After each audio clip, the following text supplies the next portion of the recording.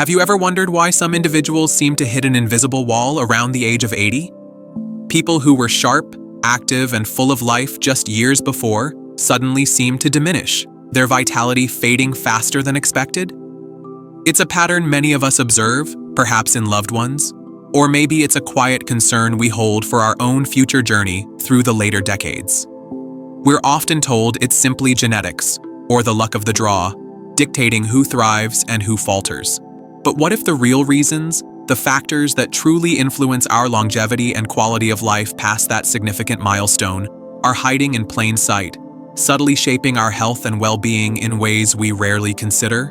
Today, we're uncovering 5 unexpected yet crucial factors, often overlooked and rarely discussed, that quietly sabotage vitality, particularly after the age of 80. So, let's explore these hidden truths together. Number 1. The slow fade of micro-social engagement. One of the most insidious, yet profoundly impactful reasons vitality can wane after 80 is the subtle loss of what experts call micro-social engagement. They subtly reinforce our sense of belonging within a community, reminding our brains that we are seen, acknowledged, and part of the social fabric. These interactions trigger the release of positive neurochemicals, like dopamine and oxytocin, which combat loneliness, boost mood, and keep our minds agile. As we age, particularly after 80, these micro-engagements often begin to disappear, almost imperceptibly at first. Retirement might mean fewer daily interactions with colleagues. Mobility issues could limit casual trips to the store or walks around the neighborhood. Perhaps technology replaces face-to-face errands, with online shopping and banking reducing those spontaneous encounters. Maybe hearing loss makes casual conversations more challenging, leading to withdrawal. This gradual erosion of micro-social contact, while often unnoticed, creates a vacuum. It contributes to feelings of isolation and invisibility, even if one has close family. This lack of regular, low-stakes social stimulation has been linked to faster cognitive decline, increased risk of depression, and even a measurable impact on physical health and longevity. The danger lies in its subtlety. We don't realize what we're losing until its cumulative absence takes a toll. Rebuilding this requires conscious effort, making eye contact, initiating a brief hello, lingering for a moment longer during an errand, joining a low-commitment local group, or simply sitting on the porch where casual interactions are possible. It's about recognizing the profound power hidden within those tiny moments of everyday human connection. Number 2, the overcaution. However, there's a fine, crucial line between sensible caution and a fear-driven inactivity that ultimately accelerates decline. This often begins subtly, perhaps after a minor slip, a moment of unsteadiness, or even just hearing cautionary tales from others. The rational response is to be more careful. But sometimes, this carefulness morphs into an overwhelming fear, a fear of moving, a fear of falling, a fear of living. This fear leads to a gradual reduction in movement. Maybe longer walks are shortened, then replaced by brief shuffles around the house. Perhaps bending down to garden or reaching for items on lower shelves is avoided. Getting in and out of cars or chairs might start to feel like an ordeal, prompting more time spent seated. This isn't just protecting oneself, it's entering a vicious cycle. The less you move, the weaker your muscles become, particularly the crucial core muscles responsible for stability and balance. Your joints stiffen, circulation may decrease, and bone density can diminish faster. Your physical capacity shrinks. But the damage isn't purely physical. This inactivity chips away at confidence. The world starts to feel smaller, more hazardous. Opportunities for engagement dwindle. This can lead to increased isolation, anxiety, and depression.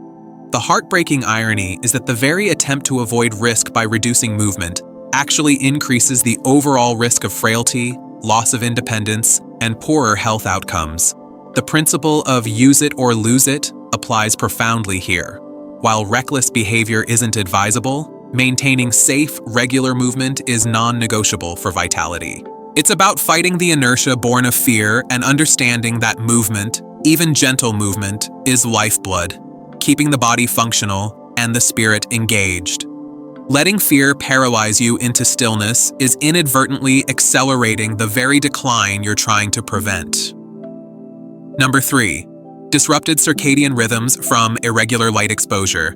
There's a hidden force orchestrating much of our daily health, a silent guide within us, our internal clock, or circadian rhythm. This biological process controls countless functions, from our sleep-wake cycles and hormone release to our energy levels, mood, and even immune function.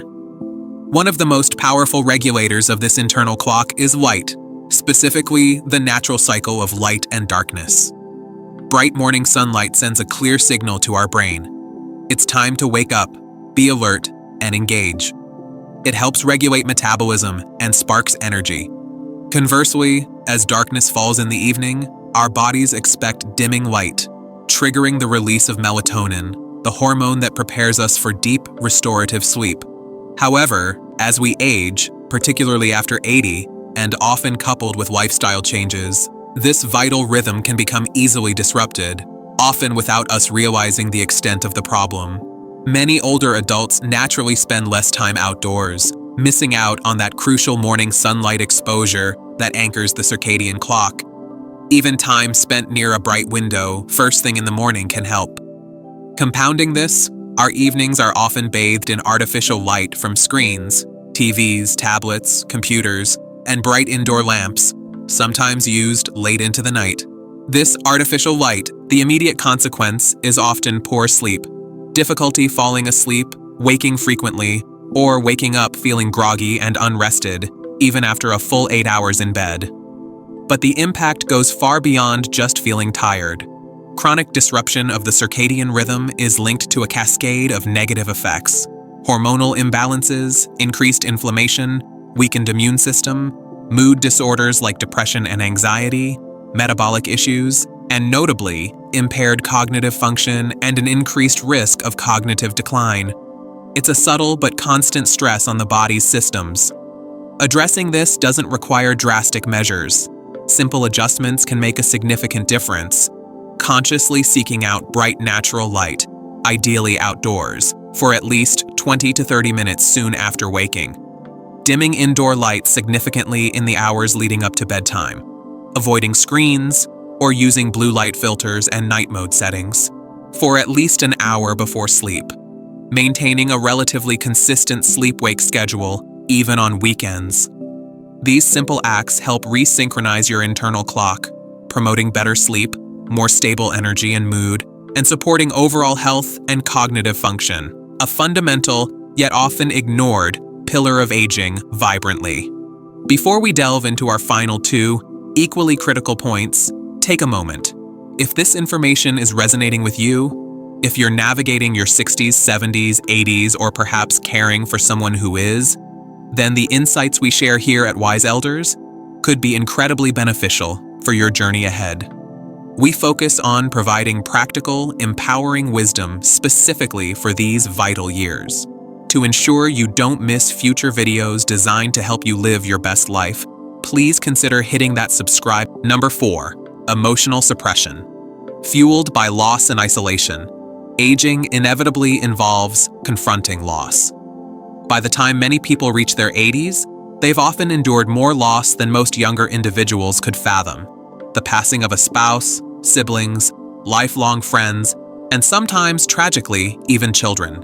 Beyond bereavement, there can be other significant losses: the loss of physical abilities, the loss of independence, the loss of familiar roles after retirement, or the loss of a cherished home. While the world around may offer polite sympathy or well-meaning gestures, what's frequently overlooked is the profound physiological impact of unprocessed grief and the tendency towards emotional suppression, particularly prevalent among generations, often taught to maintain a stiff upper lip or be strong. Grief, sadness, anger, fear, longing, these are natural responses to loss. However, when these emotions aren't acknowledged, expressed, or processed in healthy ways, they don't simply vanish. They become buried deep within, festering quietly. This emotional suppression isn't just a state of mind, it creates a state of chronic stress within the body. Holding back tears, pretending everything is fine when it isn't, avoiding conversations about difficult feelings. These acts keep the nervous system in a state of heightened alert. This leads to prolonged release of stress hormones like cortisol, which in turn fuels chronic inflammation throughout the body, weakens the immune system, disrupts digestion, impacts sleep, and can contribute to physical tension, aches, and pains. The emotional weight literally manifests physically, accelerating the aging process and making individuals more vulnerable to illness and cognitive decline. Outwardly, someone might appear, but deep inside, the unexpressed emotional burden is taking a heavy toll. Finding safe, open spaces to express these feelings is vital for long-term health. This doesn't necessarily mean dramatic outpourings. It could be confiding in a trusted friend or family member who truly listens without judgment, joining a support group, writing feelings down in a journal, engaging in creative expression like art or music, or seeking professional help from a therapist or counselor. It's about giving the pain an outlet, allowing the heart to breathe again. Recognizing and releasing this emotional weight is not a sign of weakness. It's a crucial act of self-care and survival, essential for lightening the load and allowing the body and spirit to heal and thrive, even amidst loss. Number 5. The gradual erosion of daily purpose. Our final unexpected factor is the slow, often unnoticed erosion of daily purpose. When we talk about purpose here, we're not necessarily referring to some grand philosophical meaning of life or monumental life achievements. We're talking about the simple, small, personal purposes that give shape and structure to our everyday lives, the things that make us feel needed, useful, engaged, and provide a reason to get out of bed each morning. It could be the ritual of making coffee, the satisfaction of tending to plants or a small garden, caring for a pet, preparing a meal, checking in on a neighbor, pursuing a hobby like knitting or painting, reading the newspaper. Children and grandchildren may live far away or have busy lives, reducing caregiving roles. Hobbies might become physically challenging. Social activities might dwindle due to friends moving away, passing on, or mobility issues. Even simple errands might be taken over by others or done online. This happens so gradually that we often don't realize the cumulative impact until we find ourselves standing at the edge of a quiet, empty day, wondering where the energy, the motivation, and the joy went. This lack of daily purpose isn't just about boredom. It's profoundly linked to mental and physical health. It can lead to apathy, feelings of uselessness, depression, and has been shown to accelerate cognitive decline. The mind and body are deeply connected. When the mind loses its sense of purpose, its reason to engage, the body often begins to follow suit, slowing down as though waiting for a cue that never comes. The key is to consciously cultivate these small, daily purposes. It doesn't have to be a grand gesture. Find something, anything, however small, that gives your day structure and meaning. Reconnect with an old hobby, or find a modified way to enjoy it. Start a simple creative project. Take responsibility for a small task, like watering plants or feeding birds. Engage in activities that stimulate your mind, like reading or puzzles. Volunteer for a cause, even for just an hour. So, there we have them. 5 often hidden factors that can significantly impact our vitality as we move past 80. The loss of those brief daily social connections, the trap of becoming overly inactive due to fear, the disruption of our natural sleep rhythms by poor light habits, the heavy burden of unprocessed grief and suppressed emotions, and the gradual fading of simple daily purpose. What makes these factors so powerful is their subtlety.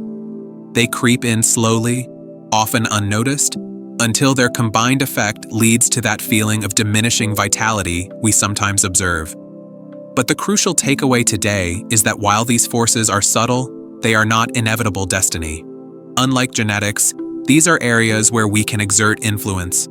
By becoming aware of these hidden saboteurs, the need for casual chats, the importance of safe movement, the power of light cycles, the necessity of emotional release, and the life-affirming quality of daily purpose, we equip ourselves with the knowledge to counteract them.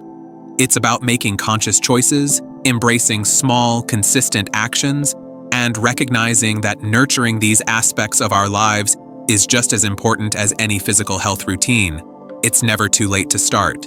You can choose today to make that extra effort for a brief conversation, to take those few extra steps, to manage your light exposure, to find an outlet for your feelings, or to cultivate a small new purpose. Each small act is a step towards reclaiming vitality, ensuring that your later